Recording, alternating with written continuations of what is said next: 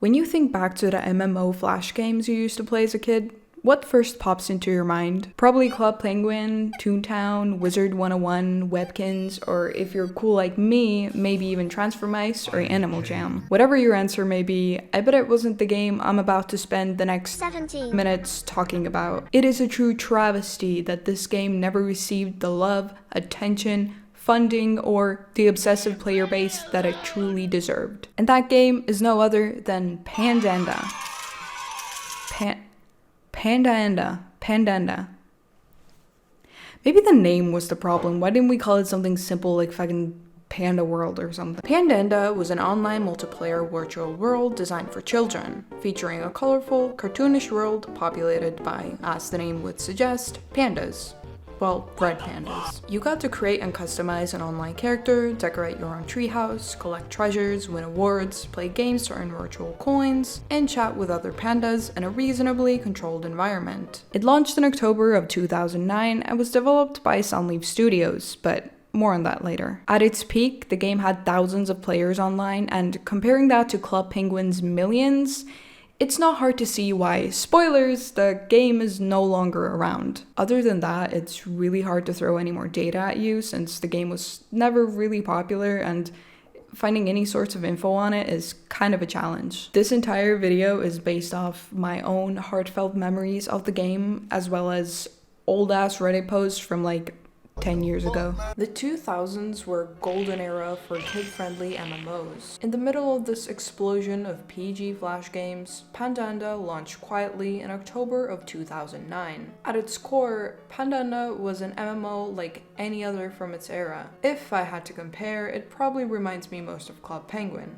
Only better, of course. Actually, it's pretty much just a complete copy of it. They just kind of replaced penguins with pandas. I mean, yeah, Pandanda was essentially Club Penguin's quiet, panda-loving cousin with generational debt and a possible learning disability. When the beta launched, I'm pretty sure there were just 2 servers to play on, and all players were greeted with this simple, small map of areas to explore. The main areas were West and East Market Street, Derby Field, The Orchard, Hawthorne Forest and Treehouse Lobby, Harvest Grove, Shady Glen, Bear Hollow, and the fishing hole. Later, the Coconut Beach was also added. Each area had different buildings and spaces for activities. Yo, this is a straight banger, what?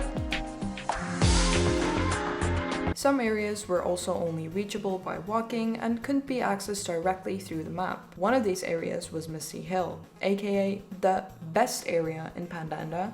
No questions asked. Speaking of hidden areas, there were also so-called secret passageways in some of the rooms. It was more of an open secret because everyone knew about them, obviously. My favorite was the secret passage in Misty Hill's mansion building, which led to a literal dark, empty room with a fucking cock chair in the corner. Everybody. Very creative, guys. This is so worth finding. Thanks. Also, I don't remember this room being so fucked up as a kid, but listen to the audio they decided to use for this room.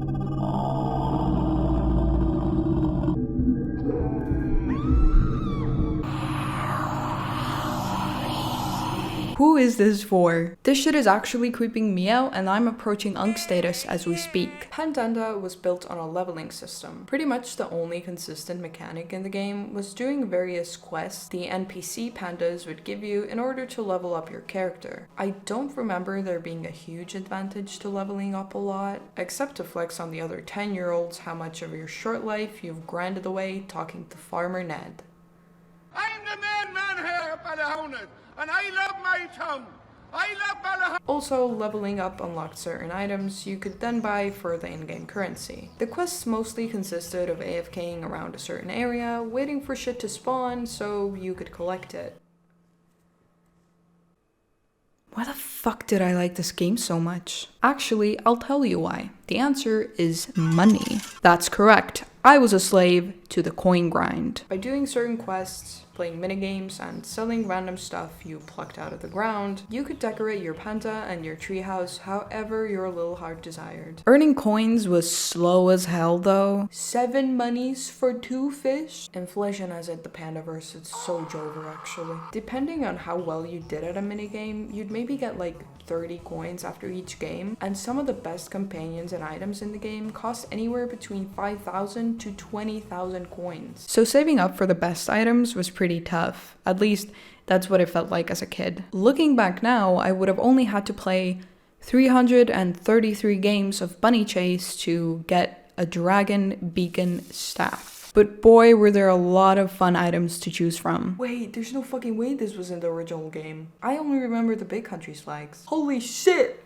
Represent! I remember wanting the staff so badly, but my screen time back then wasn't 14 hours like it is now, so a bit unattainable for me personally. But the main attraction to every Pandanda enjoyer were the pets. Mainly dragons and ponies. Especially the dragons, and oh my, these little shits were everywhere. There were multiple different colored ones and I needed all of them. When you finally got enough gold to buy one, it was essentially like a Tamagotchi. What the hell? The dragons first appear in your treehouse as eggs and you have to take care of them for them to hatch. And when they finally do, they just kind of waddle around your treehouse and don't really do much. Or you could have one just follow you around. If you took care of your dragon well enough, they would develop the ability to jump on command, dance, fly, and eventually breathe fire. They all would grow into their different traits and kind of special talents, but I don't think it ever had any impact on how they actually acted, so I don't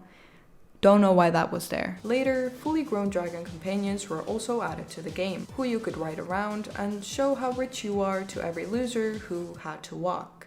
Ew.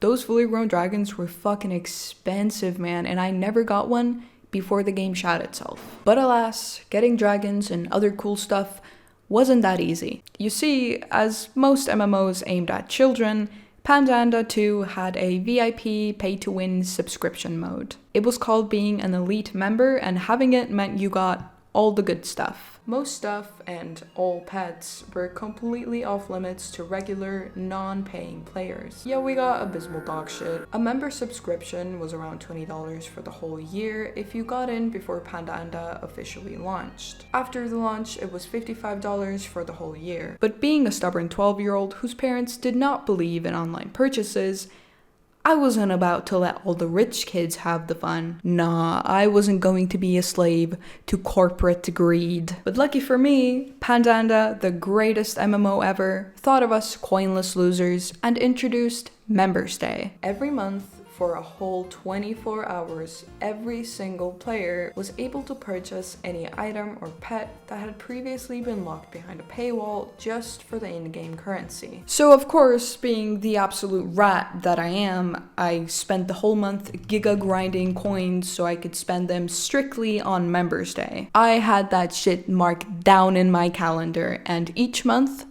I was ready. I remember one time my mom banned me from the laptop and I had to beg and plead her to let me play. Like, Mom, it's literally Members Day. What fucking part is not connecting with you?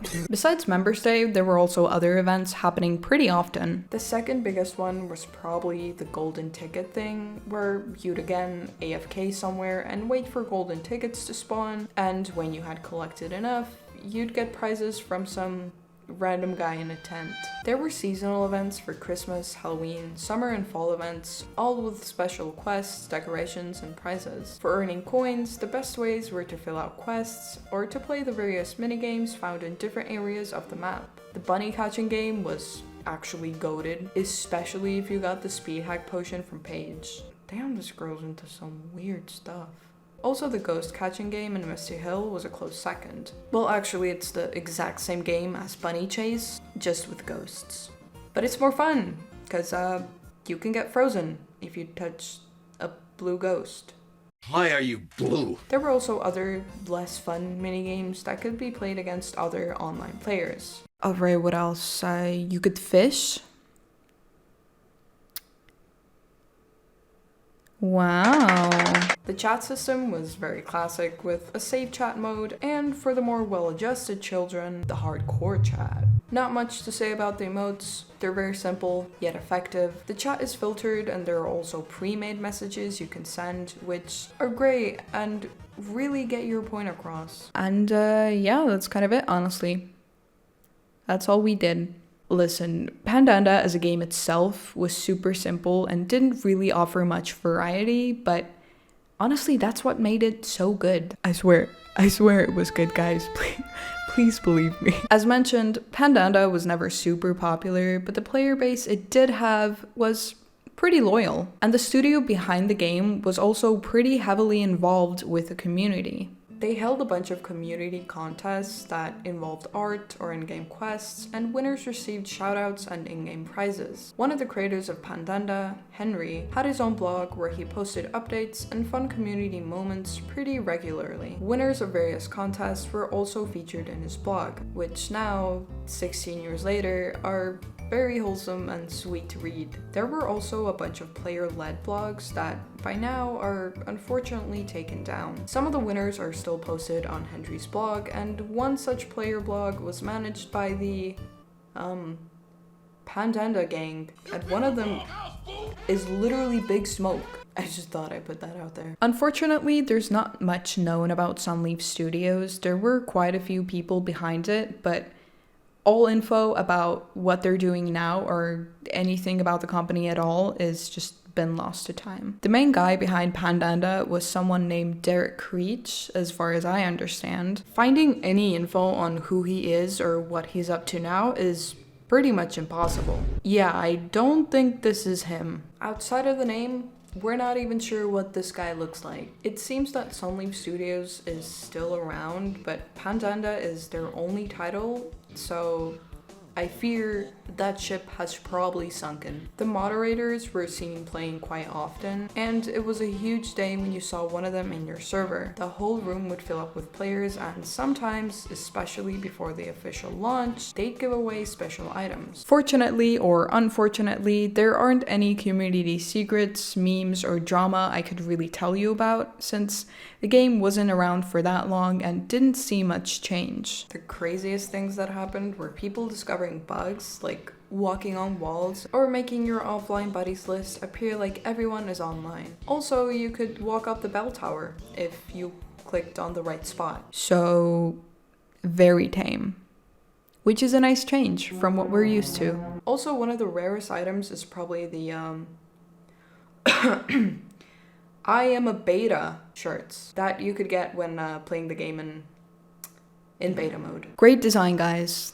Fucking love it. Pandanda officially shut down its servers in October of 2012 after being active for only 4 years. There was a petition made in 2014 by some loyal fans who were asking for donations to bring Pandanda back, also reaching out to Sunleaf Studios themselves. Sadly, nothing came of this. I don't think the studio ever even responded or saw the petition in the first place, and it was supported by 118 supporters.